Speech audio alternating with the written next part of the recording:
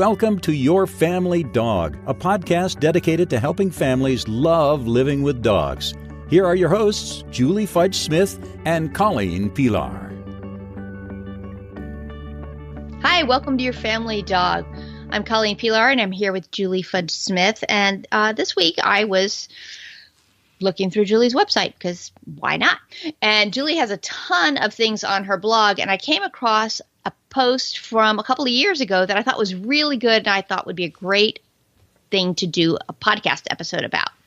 She has it on her blog, and we will, of course, put a link in our show notes, but it was posted in 2016, February 22nd, 2016, and the title is my dog, cat, hamster, ferret, pot-bellied pig, healthy?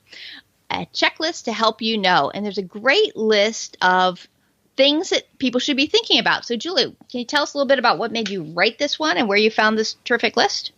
Well, at the time, I had a client who I think asked me about how do I know if my dog's healthy? And I thought to myself, I think somewhere in the back of my head, there's a checklist and that I had been familiar with when I was working in when I was a pet sitter as well. So I found it on the National Association of Professional Pet Sitters website.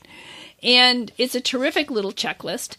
And it's something that you should probably do once a month. And it's a whole list of statements. And what you're supposed to do is read through the statements and ask yourself if this statement is true about my pet. And if it's true, then you don't need to worry about it. But if it's not true, then it's something that you need to keep an eye on or perhaps talk to your vet about.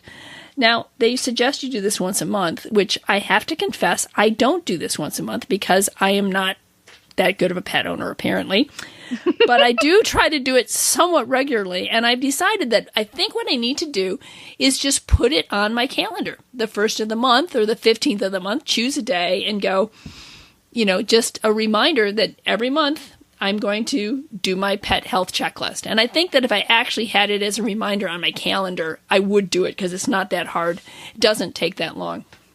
But some of the things that they say is that you should ask yourself, is my dog or cat or pot-bellied pig or whatever it is acting normally and in good spirits? Doesn't tire easily from moderate exercise?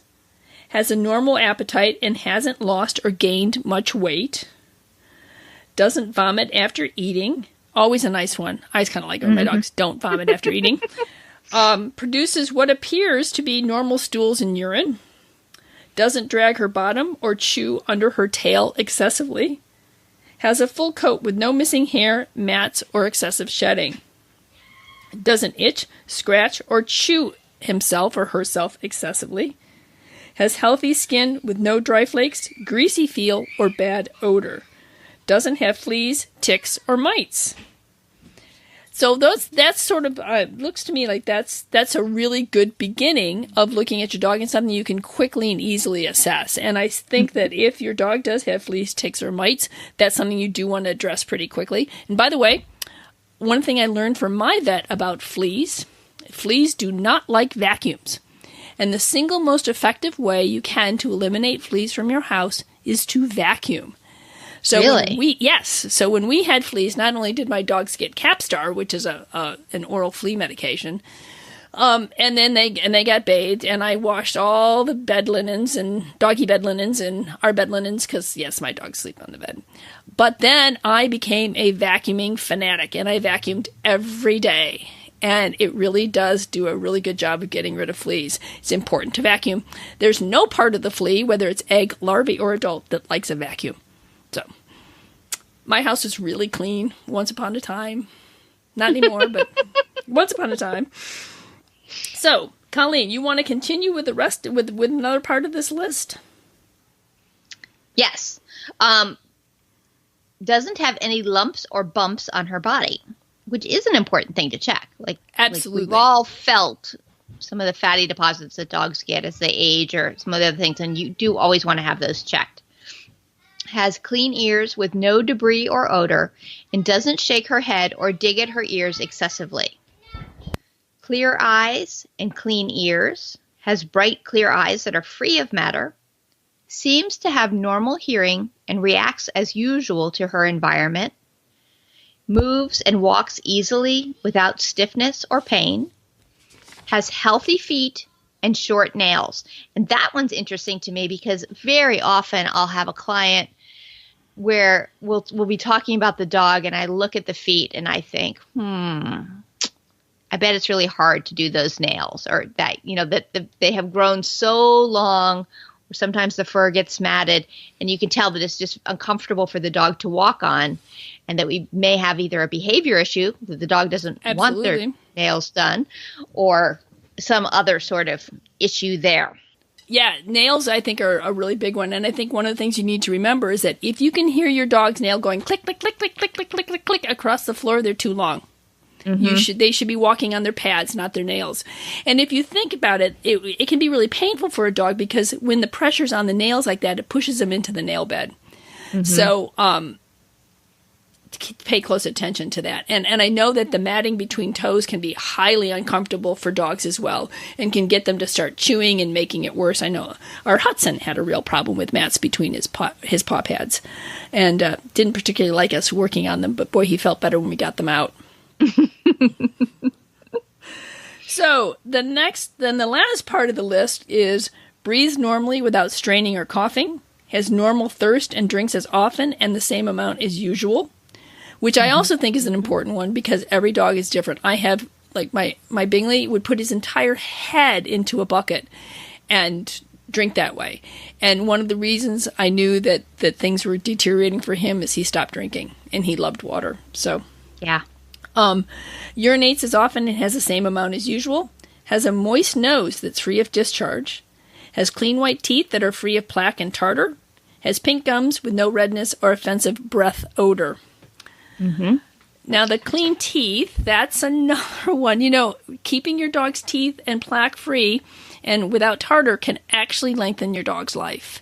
One of the ways in which people unfortunately shorten their dog's life is by not taking good care of their dog's teeth.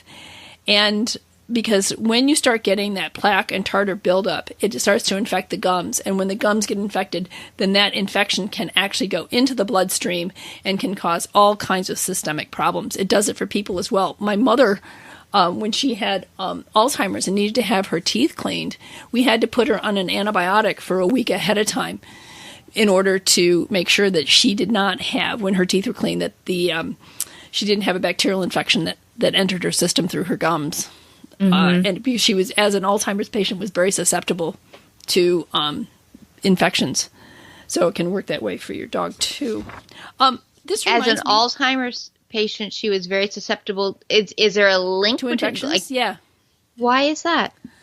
Well, at least my understanding, now, if there's a doctor out there and I'm completely wrong, please correct me.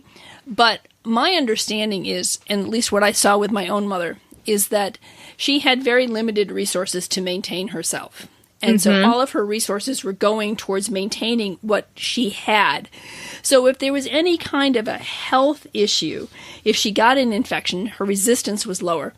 If she got a cold, what we would find is she actually would experience a dramatic decrease in mental faculties if she got an infection or a cold or something like that, because she didn't have any resources left to put towards some kind of a stress on her system, be it an infection or a cold or something like that. So she would have a dramatic decrease in her mental facility.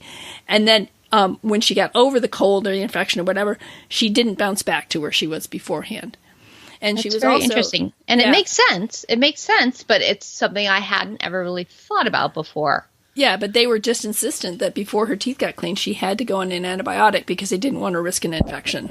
And I just think that she was not only did it have a greater effect, but I think she was just more susceptible because she did not have the same level of resources available to take care of things like that. Back on the dog perspective here, it seems like if you were to look through this list on a monthly basis, this should take you 60 to 90 seconds. To just kind of like run through and think of let me think about all of those things individually and answer the questions.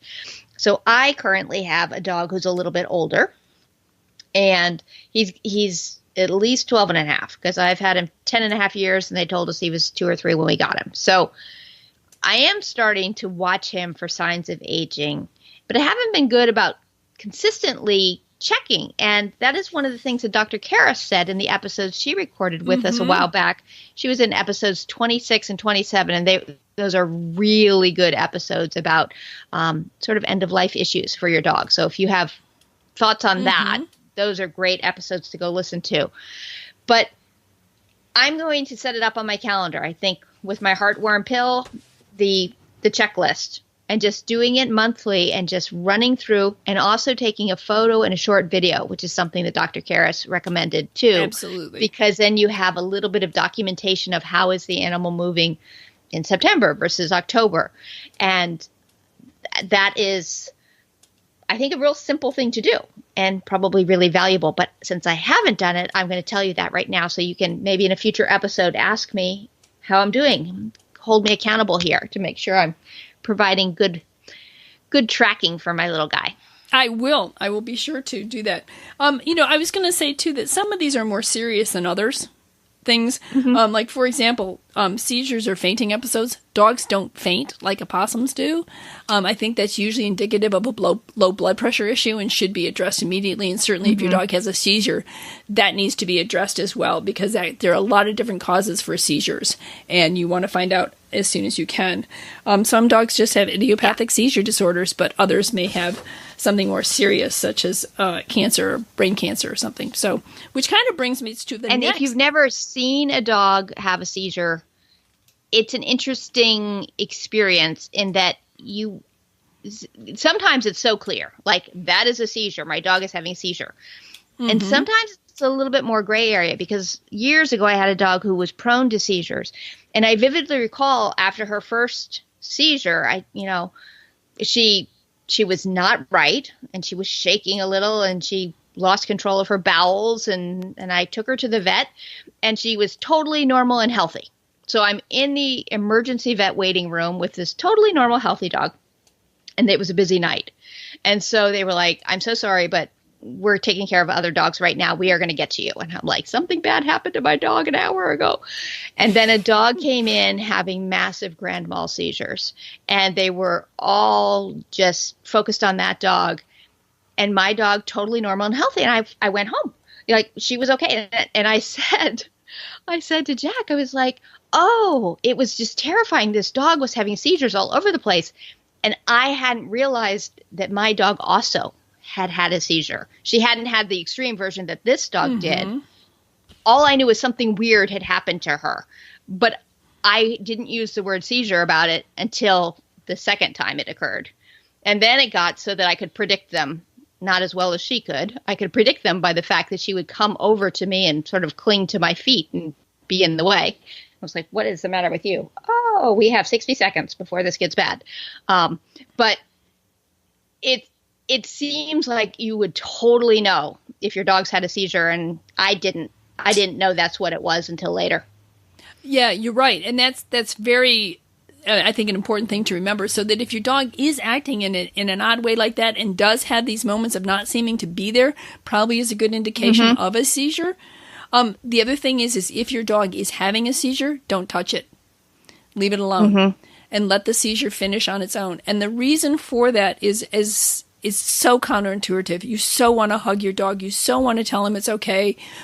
And you can talk to him all you want. But actually, you should just leave him to have the seizure. And the reason for that is because when you touch a dog, you're actually adding to the stimulation and can actually increase the length of the seizure. So it's really important to, as hard as it is, to let the seizure run its course.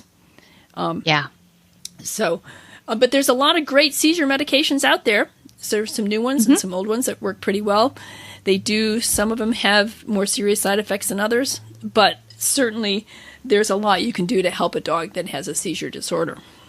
Yeah, I think my dog lived, 7 or 8 years after her first seizure. I mean, it was in her case, it was not a debilitating thing. It was just sometimes, and we never did figure out her trigger, but a couple of times a year we would have that. I know that your daughter's dog had a much more serious issue. He did. He ended up having a very serious seizure disorder, but we always knew when Tex was headed in that direction, because one of the things that Tex would do is he would get kind of antsy and need to go out, and he would pace the yard and throw up and then have a seizure.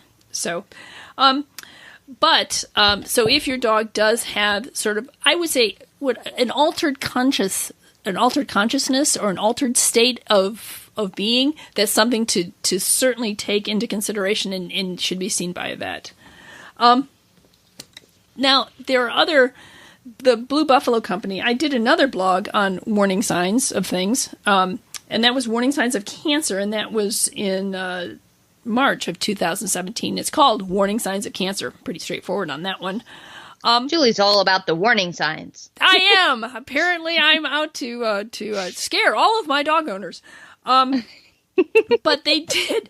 The Blue Buffalo Company has a foundation for cancer research, and they have a pet cancer awareness website, which is devoted strictly to pet cancer signs and symptoms.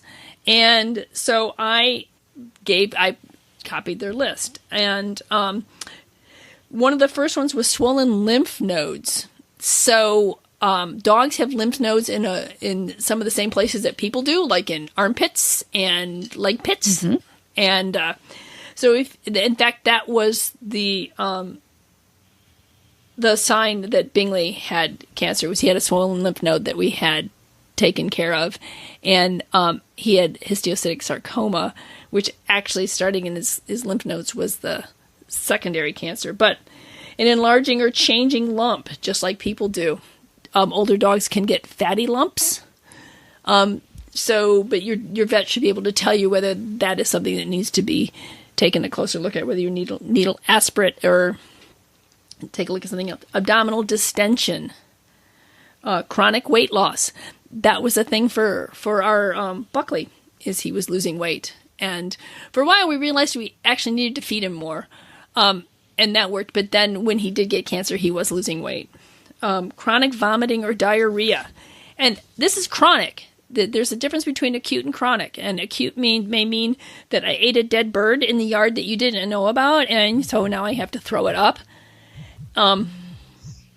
It could also be chronic, which means that no matter what you do, it keeps coming back. And that's where you really need to get it addressed. Unexplained bleeding. From parts that aren't supposed to bleed. Or I know that for female dogs that are not spayed, there can be a form of uterine or cancer that can come on very quickly, uterine infection. So anytime there's any kind of bleeding and you know your dog's not in heat, for example, get your dog to the vet quickly. Coughing. Everybody coughs on occasion, but if it's a non-productive, especially a dry non-productive cough, that can be, that should prompt chest x-rays. Make sure that you're not talking about some sort of pneumonia, if nothing else. Yeah. Lameness, unexplained lameness, that's how we found it in Bingley. No matter, he had a soft tissue histiocytic sarcoma on his left front leg.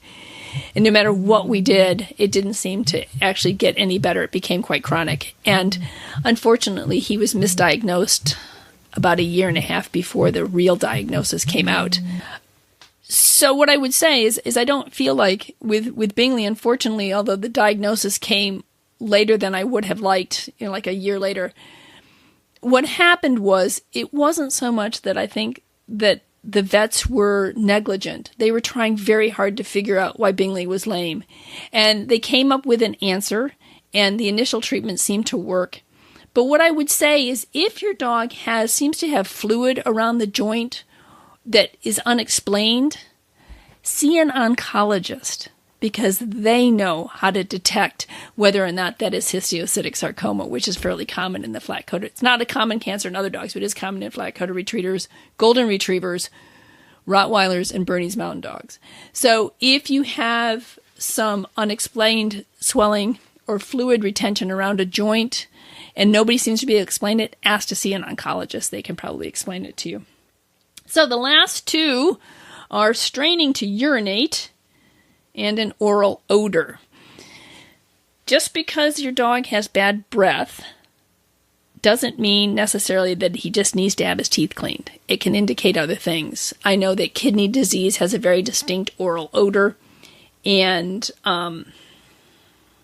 it can also indicate other things. So if your dog who used to have really nice breath and his teeth are pretty clean, but he's got a really bad mouth odor, ask your vet about it, because it could indicate something more serious. Maybe not cancer, but maybe even just kidney disease. So with that happy note, Colleen, do you have anything to add to this?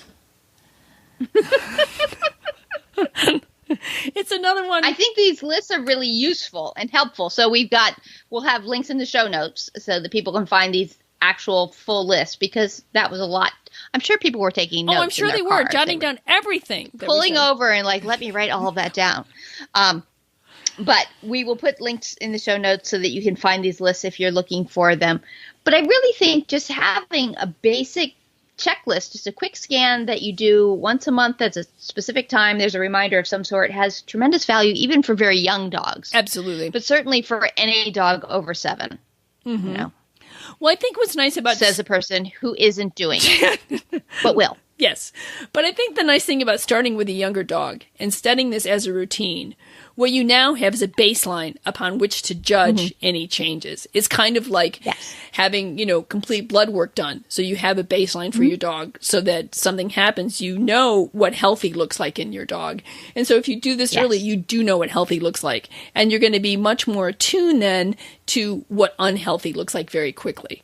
So, but I think no matter what the age of your dog is, if you start doing this, I think you'll find that it becomes pretty quickly a routine. She's thus saying something that she doesn't do on a routine basis. I'm saying everybody else who will find this to be easy to do on a routine basis. And maybe I will too. So, Colleen, we are going to have to check in. We're going to have to hold each other accountable for this and check in with each other on this. Sounds good. All right. We will. All right. Well, I think that does it for this episode. And Colleen, we will see you in 2 weeks as we're now on our new schedule. So if you have any questions, comments, suggestions, we would love, love, love to hear from you. And you can still contact us the same way you could last year at feedback@yourfamilydogpodcast.com, or you can call and leave us a message. 614-349-1661. Thank you, Colleen, for that. All right, and see you next week. Thanks for listening to Your Family Dog. Got questions? Interesting ideas? Colleen and Julie would love to hear them. Call 614-349-1661 or visit www.yourfamilydogpodcast.com to share your thoughts.